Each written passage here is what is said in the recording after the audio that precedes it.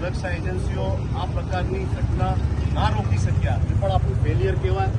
પરંતુ જે રીતે વારંવાર આતંકવાદી ઘટના દેશમાં થતી હોય અને એની પાછળ પાકિસ્તાનનું નામ હંમેશા આવતું હોય, તો સરકારને અમારી વિનંતી છે કે એજન્સીઓને ખુલ્લો દોર આપે અને આ પ્રકારની ઘટનાઓને રોકવા માટે જેટલા પણ કડક પગલાં લેવાના હોય, જે પણ સુરક્ષા એજન્સીને ફ્રી હેન્ડ આપીને ડિફેન્સ અને જમ્મુ કાશ્મીરમાં કોઈ પણ પ્રકારના કડક પગલાં, જે રીતનું કૃત્ય થયું છે એ તમામ માનવ જાતિ માટે શરમજનક છે.